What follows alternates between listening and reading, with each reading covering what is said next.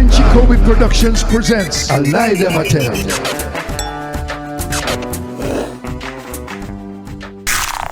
I can't tell you much about Ska. Ska is I was going to school and I only listened on jukebox because I come from St. Mary. I was born in Kingston, grew up in St. Mary, Islington. One of the first artists that come out as Islington.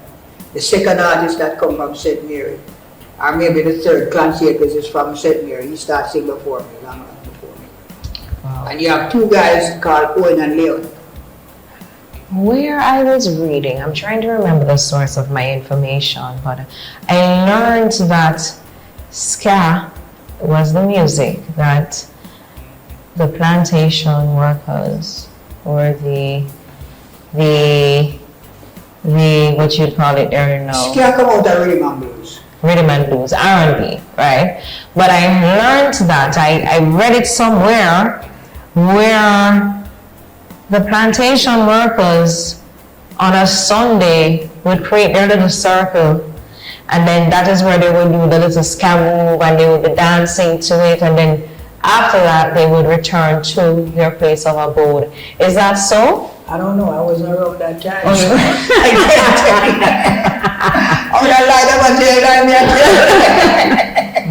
But I read it somewhere and I said this is interesting, which is why I made reference and I reiterate the origins of reggae, the roots of it belong to reggae. Sometimes when I hear people say, oh, this is the first reggae song, I laugh. Like they say that Nanny Gold was the first reggae and it's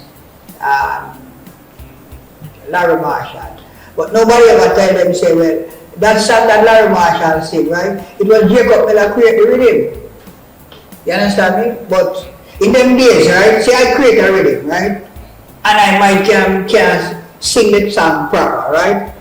They just put you aside and call for the big time singer. Him sing the song, you don't get no credit. Right. While you do all the work and come up with a rhythm, right? And it's long after a couple of years after, a man might I go through a tape and find and say, but wait, it wasn't Larry Marshall do this too. It was you. Take up there, take your start, come back to something else, right? The great taxi rhythm that slided and everybody had taxi. Right. I'm the one who created it. You're the originator for the taxi I'm the rhythm. original creator for that 1960. I love the taxi rhythm. 1972. So that rhythm has been around for eons. But in those days, right, you didn't name rhythm, you'd go by the song. So what? So The name of the song is released on under two title, Soldier Boy and Ain't Got No Love. You can look it up, it's on YouTube. My whole world before you die, just because you're not around. And Soldier it's Boy many and Ain't Got No Love. Ain't Got No Love, Keith Redford. I will definitely be doing that. As I said, you're spitting a lot of info, a lot of knowledge that I myself had no clue. It's just surface stuff I know. And that is because even if you go on Google and you get Wikipedia, you are not able to uncover the true roots. Yeah. And in those days, right, say you used to have Federal, West Indies, Coxsone, Duke Reed, and everybody have their own spy. So man, you got Treasure Island, and him say, well, Duke, I hear them man, they plan something else, and go change something for you, and it's same girl. Everybody have their own spy, you understand me? So something I go on a Treasure Island is something different from Upper Coxsone, something different from Belroad or Federal. Everybody have their own little story, right? So that's how it really go. But no man can say, well, it's me create this. No, the man who come up with that is Clancy Akers. One of the first reggae tune to it was a half reggae between reggae and rocksteady. Is between rocksteady and reggae. It's Say What You Say. It's Right. Eric Monty Morris. Wow. You listen to changes there. And that was Clancy Akers' work.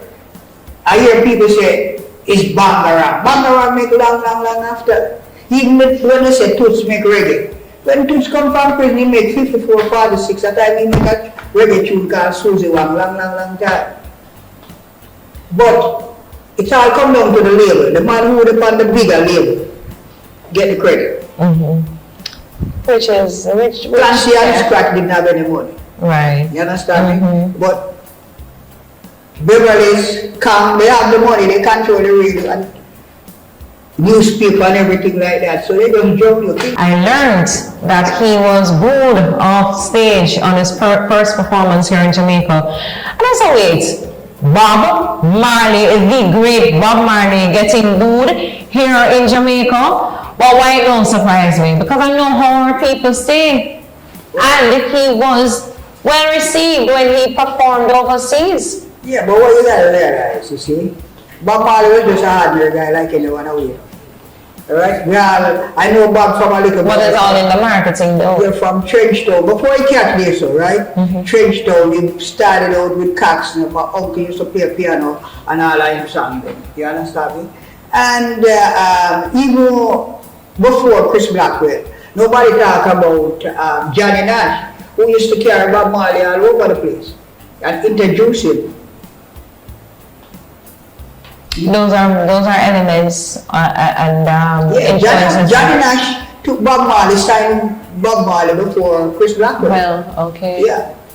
But I think Bob had a very good marketing team, and that is what made Bob the brand he is. Chris Blackwell have a good marketing team. Bob didn't have any money. Chris Blackwell. That's what I'm saying. Bob had a good marketing team, so Chris marketed him. That's his marketing team. That's right. You know, and the investment were good. The returns on the investment was good, great. good. You know, so it was so interesting to learn that. I laughed because I'm saying Jamaicans really have not changed, because it is still the same thing to this day. You get a new artist who goes on the stage to perform, they may boo you, they may not, but the chances are you might get booed. Sometimes when you get booed, you know, you get better, you know, you start practice more and, you know, develop your craft more, you know. Very true. Yeah, I get booed. How you got booed? Sure. How did you manage that? See, I used to sing like from summer school years. I started out in the church with my grandmother. The first time I went on a big, like a stage show in Port Murray, right? I was to sing a song and I forget my line. Yeah, I was singing and I got a brain. Everything just dead. I couldn't even remember the song. And people start booing me, you know? Yeah. The following week, I mash up the whole place, yeah. Come back with again. Yeah, come back with again, yeah. But I think that was your first time you perform before a big audience. Yeah? Right. Yeah, and then you put them in. Stage fright. Stage fright, yeah, you know. But that's how it goes, you know. But reggae come a long way. Even in the States, when I go to the States, right? God bless Roman shop, he pass and gone, right?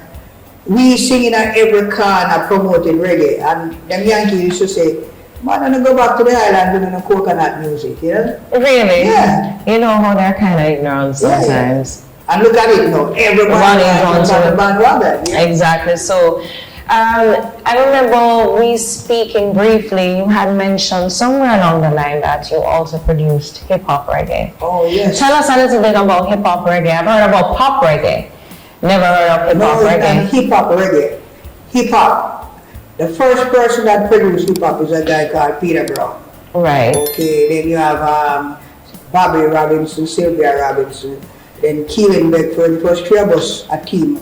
Phil Pratt, you ever heard about Phil Pratt? No, never heard. Phil Pratt is a famous producer in Jamaica, right? He produced things like Artebella with Ken Boots, you know, Strange Things with John Oates. A lot of hits. He's a hit maker. Pat Kelly, all of these guys, yeah, you know. But he moved to the States, and we still live on Amsterdam Avenue, you know. So when hip hop comes along, I see the opportunity, you know, because it's the same thing like you put a DJ on a radio. That's nothing new, you know. Right. And then I used to be in the Bronx, over by a club called The Fever. That time breakdance used to be in. Yeah, yeah.